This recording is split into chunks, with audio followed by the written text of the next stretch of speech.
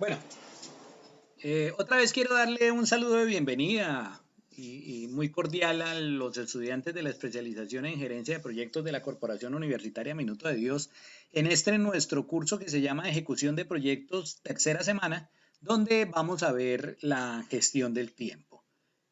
Quiero, antes de comenzar con la charla, hacer énfasis en que voy a pasar rápidamente por dos hitos porque yo tengo los videos de cómo hacer un diagrama de Gantt y cómo hacer un diagrama per CPM muy bien definidos, sí, pero aquí como son herramientas dentro de la gestión del tiempo, pues voy a pasar rápidamente por ellos, haciendo énfasis en que en el aula virtual van a quedar los dos videos del diagrama de Gantt y el diagrama per CPM con las hoguras, con todo muy bien especificadito.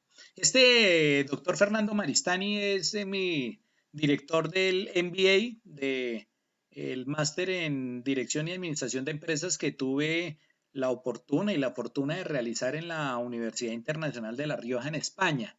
Me encantó esta frase de él y por eso la estoy poniendo como primera diapositiva en este tema de gestión del tiempo, donde dice que la aventura es lo que se vive por una mala planificación. Desafortunadamente aquí en Colombia encuentro muchos gerentes que les fascina vivir en aventura con la adrenalina al 100% y por eso no hacen unos buenos trabajos de planificación. De hecho, ustedes saben que yo me dedico también cierta parte de mi tiempo a asesorar noveles, empresarios, y algunos de ellos llegan primero con ganas de que sea yo el que haga el plan de negocios. De hecho, hasta me preguntan a mí cuál es en mi concepto, la mejor idea de negocio, cuando pienso que es algo extremadamente personal. Y después cuando comienzo a formular toda la parte financiera, donde tenemos en cuenta absolutamente todos los costos y gastos, porque pues de eso se trata de gerenciarlos, entonces me dicen, no, no, no, yo pensé que esto era más pulidito, no, yo monto el proyecto y después miro qué hago, ¿sí? Entonces recuerden que a los que les fascina vivir en aventura, no planeen, a los que les guste que las cosas le salgan bien, sí. Cualquier planificación, dice el doctor Fernando, por mala que sea, es mejor que no tener ninguna planificación. Al fracaso siempre llegamos sin haberlo planificado.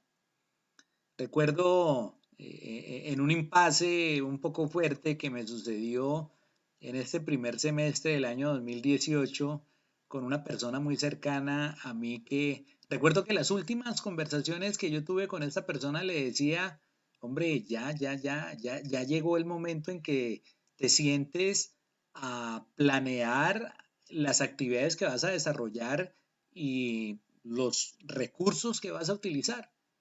Y esa persona se rió y dijo, no, yo no lo quiero hacer y pues no sé, en ese momento cortamos muchas relaciones y no sé dónde estará, pero me causa siempre extrañeza porque yo le decía, no es imposible de vivir una vida sin ni siquiera planear qué voy a hacer por la mañana.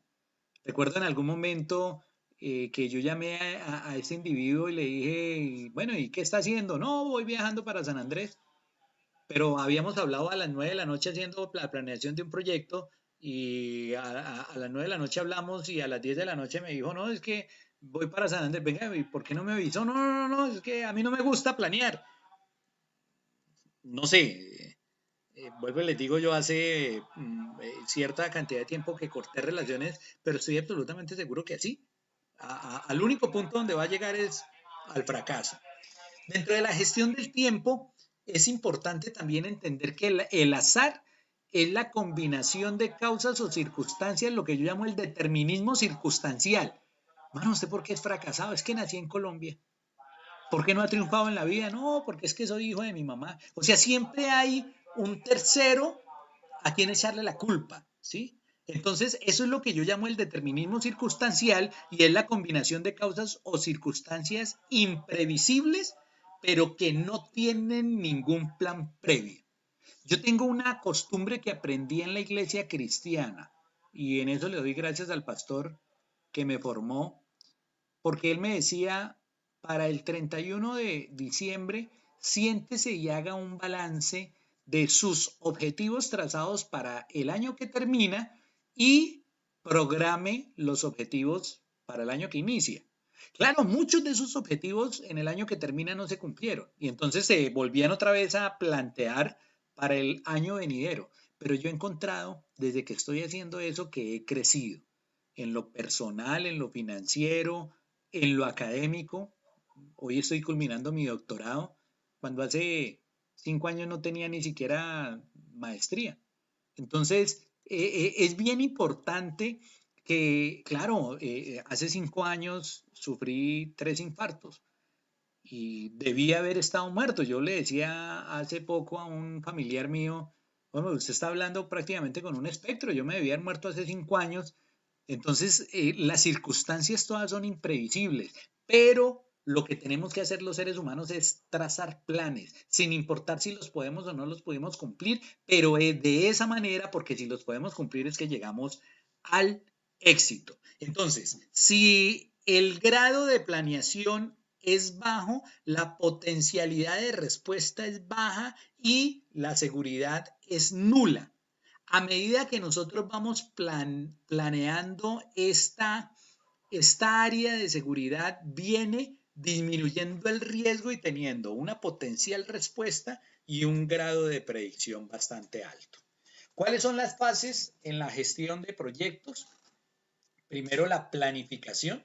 Segundo, la programación y tercero, el control. Cuando queremos gestionar el tiempo es una parte importante dentro de la planificación, que es aquella que se encarga de la selección de los objetivos, la determinación de las restricciones y la búsqueda de los datos que nos van a dar la información necesaria para tomar decisiones.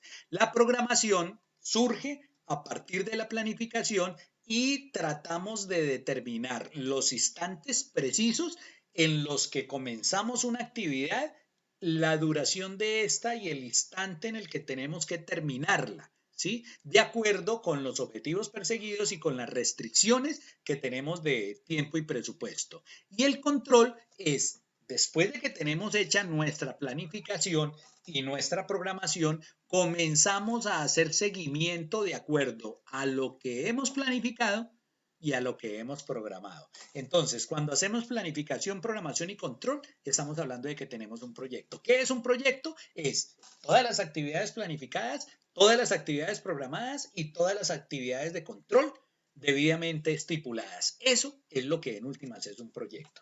Entonces, dentro de la planificación de proyectos, nosotros tenemos que determinar cuáles son las circunstancias de tiempo, modo y lugar en la que vamos a hacer algo, ¿sí?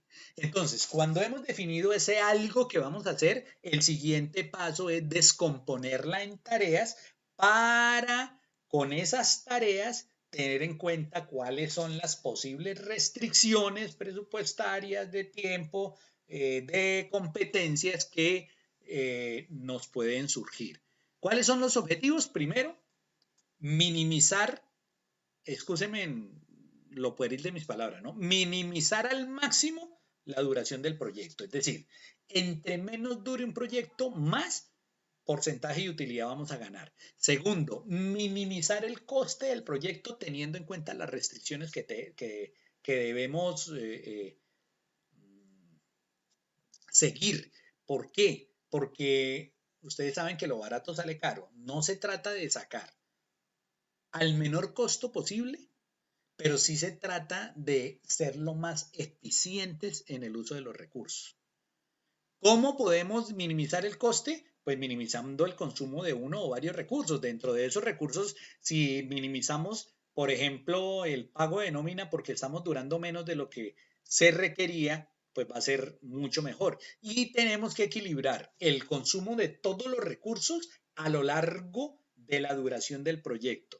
Es decir, debemos consumir recursos única y exclusivamente cuando son de carácter obligatorio en el momento preciso. Esa gestión del tiempo del proyecto tiene unos conceptos que me parecen interesantes. El tiempo de trabajo del proyecto debe ser el tiempo productivo. No puede ser productivo más no productivo. Ojo, ¿sí? El tiempo del trabajo debe ser única y exclusivamente el tiempo productivo. Hay un libro, no recuerdo ahorita ni la autora ni el nombre del libro, pero les voy a contar de qué se trata. Eh, es una autora inglesa que escribió en México un libro de cómo, escúcheme la expresión, no es el título, de pronto en el aula virtual le dejo el nombre y el título, pero más o menos es cómo mamar gallo sin que nuestro jefe se dé cuenta o sin que nos afecte, algo así. Eh, el libro se trata de motivar a los empleados para que si hay un empleado perezoso pueda tomar el pelo sin necesidad de que lo echen de la compañía. Y entonces da unas ideas muy buenas. Dentro de esas ideas es haga las cosas bien desde la primera vez. Porque hay muchos empleados que por perezosos no hacen las cosas bien y tienen que repetir una y otra vez la tarea. Entonces ella dice, si a usted le gusta mamar gallo, haga las cosas bien desde el principio. Sí, algunos tips bien importantes. El tiempo transcurrido, ojo, no es el tiempo de trabajo, el tiempo transcurrido es la sumatoria del tiempo productivo más no productivo, y ese es el tiempo total. La dependencia es la necesidad de que finalice una tarea para que comience otra, ¿sí? Y los avances y retrasos son los tiempos que transcurren entre las tareas dependientes. Es bien importante estas cuatro definiciones cuando vamos a ver cómo se gestiona el tiempo de un proyecto. Entonces, una de las herramientas es el diagrama de Gantt, que el diagrama de Gantt es muy fácil, son unas líneas verticales, que esas líneas son verticales porque representan cada una unidad de tiempo, ¿sí? Esa unidad de tiempo puede ser hora, mes, día, bueno. Las líneas horizontales dividen la tarea en actividades. Entonces, aquí, esta es cada una de las actividades, estas son las unidades de tiempo y esta es la duración de cada una de esas unidades de tiempo. Aquí les muestro, vuelvo y repito, dentro del aula virtual hay un video tal vez de unos 20 minutos que enseña, de hecho, en ese video también hay una cartilla gratuita de cómo hacer un diagrama de Gantt y de hecho nos regala hasta algunos software de uso libre para que nuestro proyecto quede muy bien hechecito en cuanto a esa cronograma y unidades de tiempo, ¿sí? Pero el diagrama de Gantt no es la única herramienta que tenemos. ¿Por qué? Porque el diagrama de Gantt tiene un inconveniente y es que cuando el proyecto es extremadamente pesado, el diagrama de Gantt se vuelve poco amable en el momento de leer. ¿Qué problemas tiene el diagrama de Gantt? No nos deja ver la ruta crítica y no nos deja ver las holguras, ¿sí? Entonces, ¿qué ocurre? Que cualquier retraso en una actividad de la ruta crítica nos va a producir un retraso en todo el proyecto, ¿sí? Y la ruta crítica se define como aquella ruta que si se atrasa en una unidad del tiempo va a repercutir en el atraso de absolutamente todo el proyecto. Entonces, este es uno de los grandes problemas que tiene el diagrama de Gantt, que no nos deja muy bien ver cuál es esa ruta crítica. ¿Qué tenemos que hacer para hacer una buena diagramación de Gantt?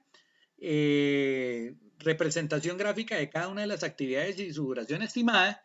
Tenemos que tener algunas interrelaciones, la hora de inicio, la hora de finalización, el inicio al inicio, o sea, cuando comenzamos una actividad, pero al mismo tiempo podemos comenzar otra, y el inicio al final, ¿sí? Al final necesitamos representar todas las actividades y más o menos identificar ese camino crítico.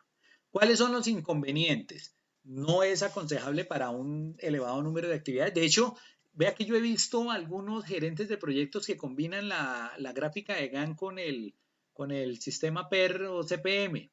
¿Por qué? Porque la gráfica de Gantt tiene una ventaja muy importante que es muy fácil de interpretar. Entonces, lo que hace el gerente de proyectos es que grafica con un diagrama de Gantt los hitos más importantes del proyecto y cada uno de esos hitos los subgrafica con diagramas per CPM. No muestra la trayectoria crítica, ya lo dijimos, no se observan con claridad las holguras, vamos a hablar ahorita de qué son holguras, representación algo difícil de las relaciones entre las actividades, solo hay un programa de ejecución, no puedo tener más de una ruta y las actualizaciones y las replanificaciones son laboriosas porque si vamos a replanificar algo tenemos que volver a hacer un diagrama de Gantt nuevo. Ventajas fáciles de interpretar, no requieren ningún tipo de modelo matemático, es una representación fácil de calendario de ejecución con escalas reales de tiempo y mantiene una información oportuna global de absolutamente todo el proyecto. Pero hay otras notaciones dentro de esta gestión del tiempo que son los métodos PER y CPM. PER significa Program Evaluation and Review Technique. Ese sistema PER nace de la imposibilidad de dibujar diagramas Gantt complejos, ¿sí? Añade un concepto de un suceso y un suceso puede ser una iniciación temprana o una iniciación tardía, una finalización temprana o una finalización tardía. Entonces el suceso es un acontecimiento de donde parte una flecha, que esa flecha es la representación de la actividad y atribuye valores numéricos a los arcos de tal manera que se puedan indicar diferentes magnitudes como costo, peso, distancia, tiempo, o sea, da muchas más elementos de información para mejorar el control del proyecto. La longitud del arco, del grafo o de la flecha no tiene nada que ver con su valor y en eso se dificulta un poquitico. Entonces, básicamente, ¿cuál es la diferencia entre el diagrama PER y el diagrama CPM? Que el diagrama PER busca la duración de cada actividad por separado, intentando obtener el menor costo para cada una de ellas, mientras que el CPM busca la duración de cada actividad para conseguir un coste de todo el proyecto mínimo. O sea, al final yo grafico CER-CPM. No hago demasiada diferenciación en cada uno de ellos, pero la diferencia medular es que uno me grafica el costo por actividad y el otro el costo general del proyecto. Más o menos estas son las representaciones de las actividades, de los sucesos. La actividad está representada por una flecha, el suceso está representado por un nodo, que puede ser un círculo o he visto algunos de forma cuadrada, ¿sí? Las restricciones son lineales cuando las actividades llegan a un nodo y parten de ese nodo. Convergencia cuando varias actividades llegan a un nodo y de divergencia cuando de un nodo parten varias actividades. En esta anotación hay actividades ficticias que aunque no consumen tiempo, sí crean relaciones de dependencia. Quiere decir que para poder comenzar la actividad C, yo obligatoriamente debo haber terminado la actividad A y la actividad B. Eso significa esta actividad ficticia, ¿sí?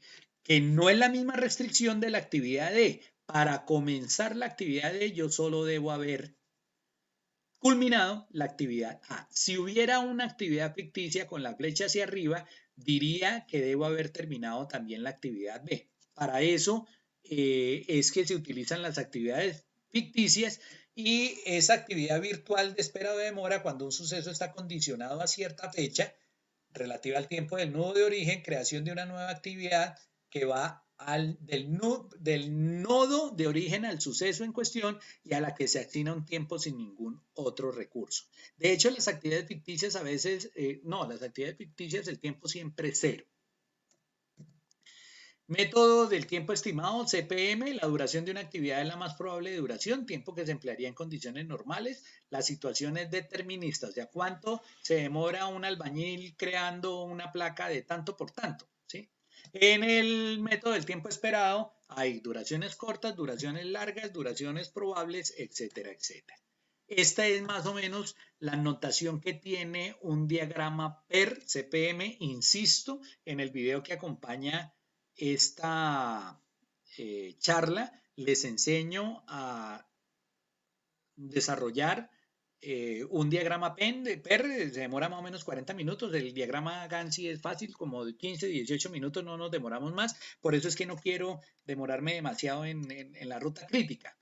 Hay tiempos de comienzo temprano y comienzo tardío y de finalización temprana y finalización tardía, y al final lo que me permite en esencia, y es la diferencia con el diagrama Gantt de estos dos métodos per CPM, es hallar el camino crítico. Y el camino crítico es aquel camino en el que si se retrasa en una unidad de tiempo cualquier actividad de esa ruta crítica, va a repercutir en disminución de esa misma unidad de tiempo de todo el proyecto, ¿sí? Entonces, este es más o menos otra notación. Lo que pasa es que hay algunos ejercicios que yo intenté cuando estaba ensayando la presentación de la clase, pero de verdad es bastante complejo y van a quedar mal capacitados, por eso estoy avanzando rápidamente en esto, insistiendo en que lo que hice fue sacar un video donde les enseño el diagrama Gantt y el diagrama per CPM. Esta es la ruta crítica. La ruta crítica dice que la actividad A tiene 3 unidades de tiempo, que la actividad D tiene 8 unidades de tiempo, que la actividad G tiene 10 unidades de tiempo y que la actividad J tiene 4 unidades de tiempo.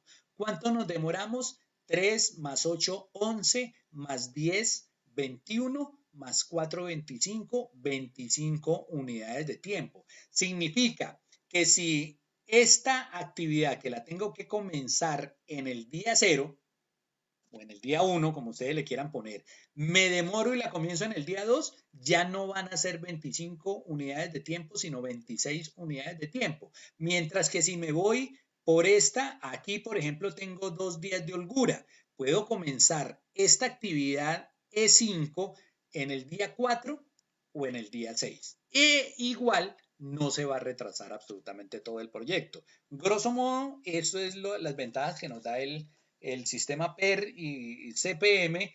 Insisto, en el video les enseño a determinar esa ruta crítica, que la ruta crítica se determina por el día de comienzo temprano y el día de finalización temprano. Básicamente es lo que decimos aquí.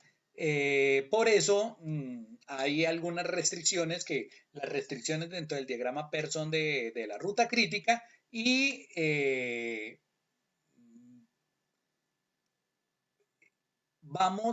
podemos determinar también mediante la notación PER o CPM los costos mínimos que podemos desarrollar, como eliminando las holguras e intercambiando tiempos en actividades que podemos desarrollar en las mismas unidades del tiempo con el mismo tiempo de inicio y el mismo tiempo final. La gestión del camino crítico, ¿sí? Entonces aquí tenemos otra interfaz donde dice obras sin acabar, promesas sin cumplir. Ese es el panorama al inicio del Mundial de Brasil, que fue en el 2014, si no estoy mal, estadios con obras sin terminar, manifestaciones y promesas por cumplir. La cita comienza con los operarios rematando gradas provisionales sin que se hayan hecho realidad los planes de acceso a los estadios, con los aeropuertos sumidos en el caos. Fue una mala programación del tiempo de las holguras del proyecto y terminó impactando. Recuerden el escándalo que hubo, que de hecho hasta Dilma Rousseff, la presidenta de Brasil, tuvo inconvenientes porque administró mal ese mundial del 2014. Entonces, esto es básicamente porque el gerente del proyecto no conoce muy bien esos sistemas de notaciones para gestionar el tiempo del proyecto y termina después volviéndose macrocefálico. Aquí terminamos, vuelvo e insisto una vez más, por favor vean el video que acompaña en el aula virtual, este video que es la notación Gantt, perdón, y per CPM. Muchas gracias y nos vemos en un nuevo video.